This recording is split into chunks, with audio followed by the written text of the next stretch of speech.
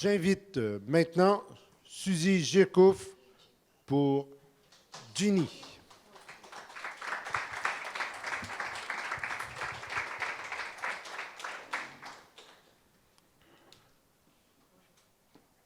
Bonjour.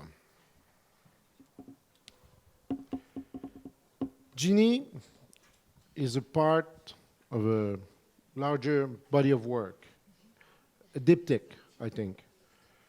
No, it's actually a part of two figures, two girls figures. Two girls figures. They're both having a name with G, Ginny and Gracie. And they are actually part of an ongoing project where I invent figures who have to live in our society today. And because I'm very much interested in how politics and economy shape our space and provide a place where we have to live in. So that's actually where I also work with these urbanscapes that kind of are more like a mold in which this figure sets her life.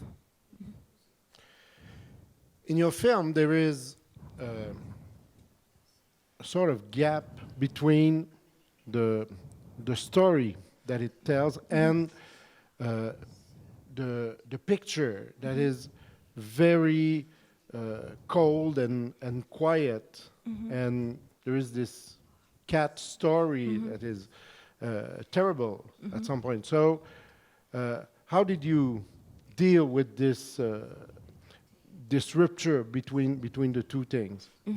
The first thing is the story is a real story that I read about. It was a very short article that kind of kept in my mind because it was cruel, and I was thinking about how you could tell such a story without making it too much black and white. So I came up with the idea of having this kind of psychotherapist talking to this girl. And I mean, I don't even know if it was a girl. I only read it were teenagers between 14 and 17 who did this like 4 times in advance, threw this cat out of the window. And I only heard that it was in Birmingham. So actually I already had this collection of tower blocks in England because I'm kind of a fan of tower blocks, and I did a lot of drawings already.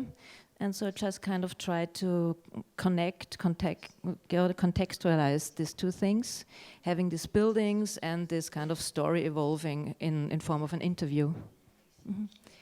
And I mean, actually, I talked with a friend who is psychotherapist for children, because I was interested in how would you kind of lead such an interview. And I mean, the one thing that he said is that you never kind of can talk about guilt or something like that. You have to be like, you're just listening. So I tried to make this kind of like a ping pong game between someone who wants, like me, wanting to know more about why do you do this, and then this kind of figure telling her story. Would like you to talk about the visual style of the film. These very clear lines and is this something that is specific to this film, or it is part of your work usually? No, it was more for this film because I did not want to illustrate the cityscape. I wanted to have it like kind of close to architecture drawings. Yeah. Almost technical drawings. Yeah. Yeah.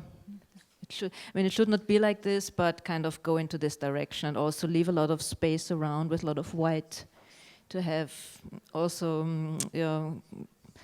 that you can imagine also that it's going on, and have the focus also on these high buildings, because it's also, if these buildings would not exist, maybe the story could not exist.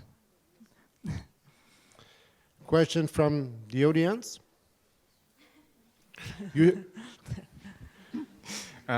Yeah, I was really. I just saw this once, so it still stays in my mind, and it reminded me also a bit of Volker Schlecht's film, because you have this abstract world, but even more abstract.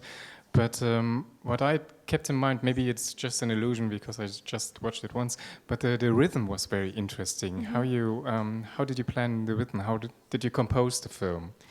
Yeah, I mean, actually from the very beginning, I wanted to have it really like, I don't know the word in English, like not smooth, but that you have like a very uneasy feeling when you see it. That was actually the main idea, and to stop it, and like also wanted to show this kind of thing of falling. That's something that goes fast and then it stops again.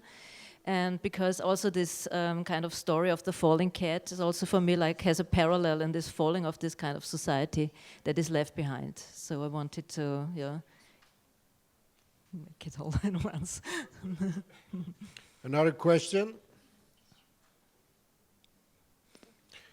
Thank you very much, Thank Susi you. JIRKUFF. Okay, bye-bye.